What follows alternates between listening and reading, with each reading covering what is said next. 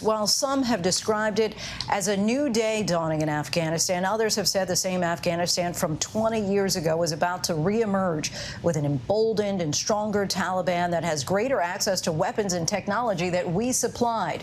There is fear, confusion, and anger as the sun rises on Tuesday morning in Kabul. And now so many questions about how the Taliban was able to take over the entire country and this quickly. Stunning scenes at Kabul's airport today. Residents so desperate to leave, they are risking it all, including their lives in some cases, running after a U.S. military plane, pleading for a way out. Tonight, our team on the ground confirms the Taliban now controls the one road to the airport, and they are allowing foreign nationals, but not Afghans, to leave. And the thousands who are trying to escape, in many cases, are the people who helped Americans while we were there for the past 2 decades. One of them telling ABC News tonight, "If I stay here, they will slaughter me." President Biden addressing the nation this afternoon, calling the scenes gut-wrenching, but said he stands squarely behind his decision to pull out U.S. troops from the country. Our Ian Pannell leads us off tonight, bravely reporting in from the ground in Kabul. Panic, chaos and fear. The hallmarks of the Taliban's conquest of Kabul, Afghanistan's capital and what was the last government stronghold. America's emergency evacuation triggering panic as desperate civilians rush to the airport in fear for their lives. It's an image that'll stand as a tragic testimony to America's hasty departure. Crowds mobbing the tarmac, so desperate, some clinging for life or death to the departing planes. The pilots put in an unthinkable position. U.S. officials saying at least 3 people were run over and killed by the tires. Local reports saying people could be seen falling from the plane as it departed. The U.S. military temporarily suspending air operations to clear civilians flooding into the U.S. military-controlled zone, killing at least 2 armed men in the process. After nearly 20 years of conflict, the speed at which the US-backed forces collapsed has been breathtaking. Afghan President Ashraf Ghani, one of the first to flee the country he vowed to protect, claiming in a Facebook post he wanted to save Kabul from bloodshed. Just hours later, this footage from Al Jazeera showing Taliban fighters inside his presidential palace declaring the restoration of the Islamic Emirate of Afghanistan. All this marking the stunning climax of the militants' dramatic takeover.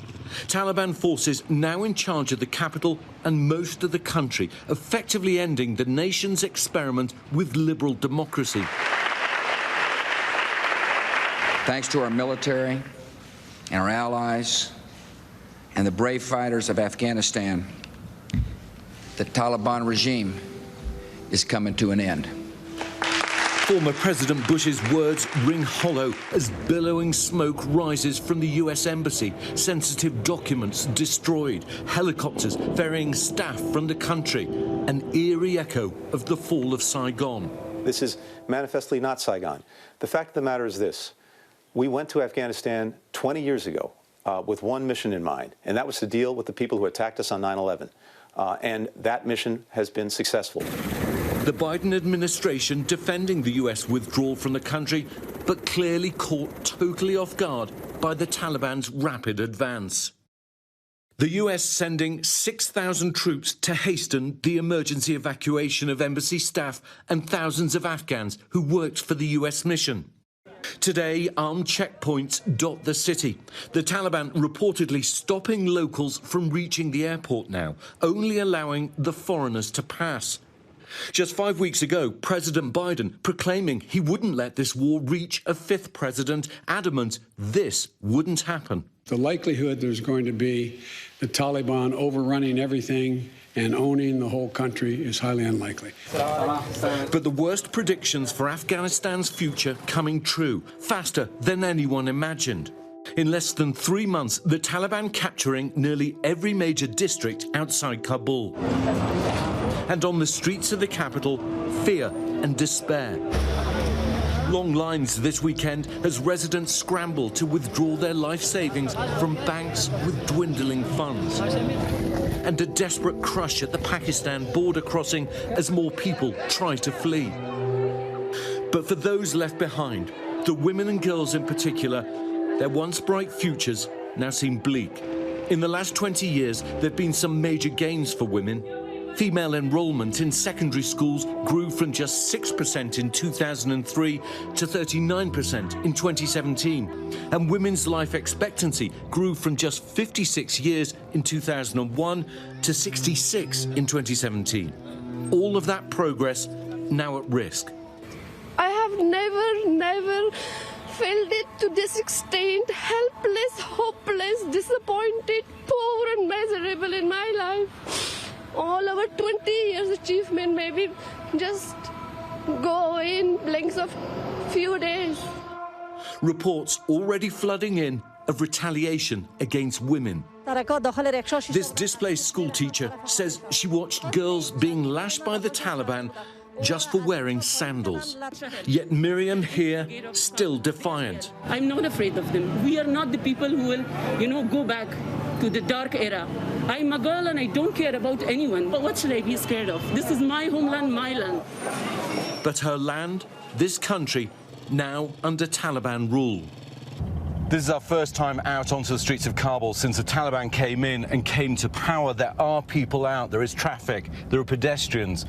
But noticeably, we've been driving for 5 minutes now and I haven't seen one woman out on the streets. We've just come to an empty shopping mall and what looks like an empty restaurant, but we've been told there's a Taliban commander here. He's ready to meet us and face some questions about what's happened. What is your message to the people of Afghanistan, to the women and girls who are worried, but also to the Americans who are now leaving?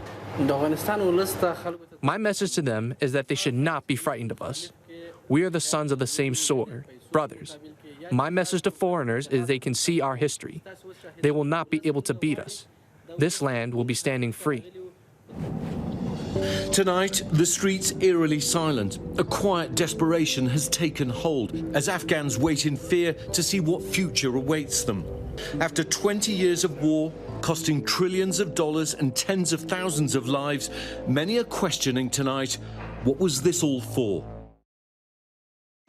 Such harrowing scenes and realities there on the ground. Ian Pannell joins us now. Ian, what's the security situation like right now with the Taliban in control? Are there any concerns that the situation near the airport could turn violent with those checkpoints so close? Yeah, Lindsay, I mean, this is really a tale of two cities, if you like. I mean, here in the main part of Kabul, where we're based, the Taliban are in control. We went out today, as you saw in my report, we saw Taliban manning checkpoints, heavily armed fighters driving around the town in pickup trucks, in Humvees. One of the most striking things that we didn't see was any women out on the streets. Now, one of my colleagues also went out. He said he did see a few odd women, many of them wearing the burqa, but I was struck, having been to the country many times, lived here for 2 years, seeing not a single woman out on the street. But it is calm. The Taliban have actually come here to our hotel. They've asked the security guards to leave. They said there's no need for them to be there anymore. They have now taken over control, not just of here, but of everywhere else. The other city is the chaos, the panic, the desperation that you're seeing down at the airport. Now, there's obviously a concerted attempt to try and resolve this situation. That's why the airport was closed for so long, because there were so many people on the tarmac. There was a lot of debris there. We think they've now managed to clear the people away, try and contain the situation. They've cleared away the debris, and I can already hear the sound of aircraft back up into the skies.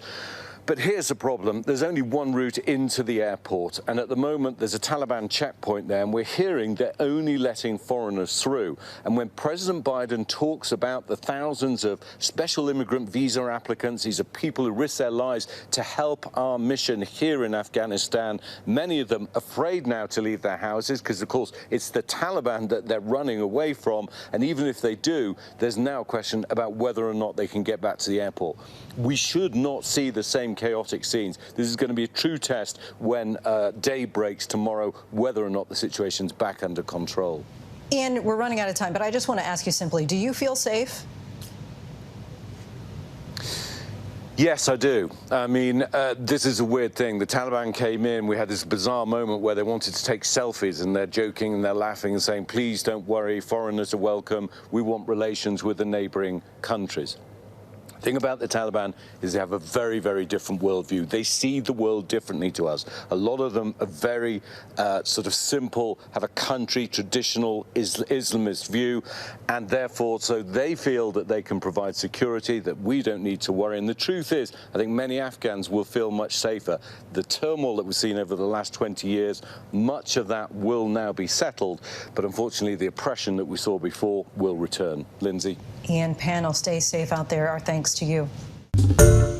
Hi, everyone. George Stephanopoulos here. Thanks for checking out the ABC News YouTube channel. If you'd like to get more videos, show highlights, and watch live event coverage, click on the right over here to subscribe to our channel. And don't forget to download the ABC News app for breaking news alerts. Thanks for watching.